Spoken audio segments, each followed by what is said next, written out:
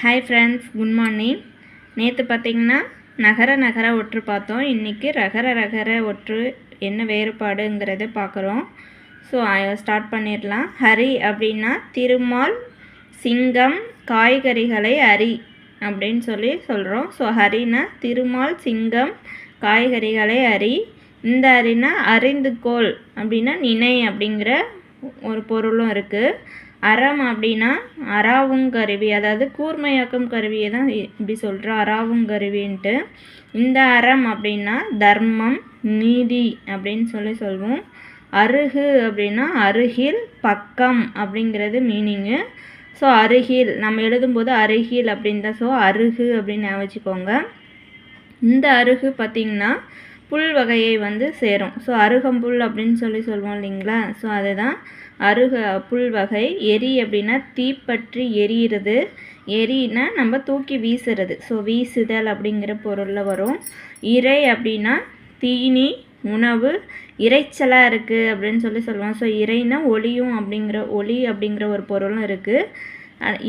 இந்த இறை அப்படின்னா அரசன், கடவுள், நீர் இறைத்தல் அப்படிங்கிற பொருள் இருக்குது.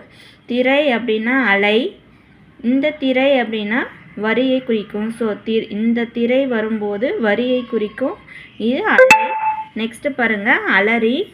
அலரினா அலரி பூவை குறிக்கும். அலரின்னு ஒரு வகை பூ இருக்குது. இந்த அலரினா அழுது புலம்புறது. ஸோ அலரி அப்படின்னா அழுது அப்படிங்கிற மீனிங் வரும். நெக்ஸ்ட்டு பாருங்கள், இறைத்தல் அப்படின்னா பிச்சை எடுத்தல், யாசித்தல் அப்படின்னு சொல்லுவோம்.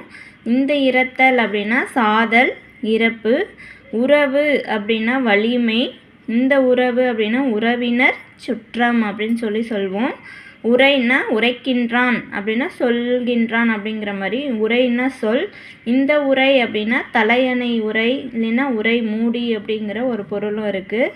நெக்ஸ்ட்டு குறவை அப்படின்னு பார்த்தீங்கன்னா மகிழ்ச்சி, ஒளி அப்படின்னு சொல்லுவோம். இந்த குறவை அப்படிங்கிறது ஒரு வகை மீன். குறவை மீன் அப்படின்ற ஒரு வகை மீன் இருக்குது. அந்த மீன் வகையை குறிக்கும். தென் கருப்பு அப்படின்னா பஞ்சம் அப்படிங்கிறத குறிக்குது. இந்த கருப்புங்கிறது கருமையை குறிக்குது அப்படிங்கிறாங்க. இது கொஞ்சம் டவுட்டாக தான் இருக்குது. ஸோ தெரிஞ்ச ஃப்ரெண்ட்ஸு டவுட்டை கமெண்டில் கிளியர் பண்ணிவிடுங்க.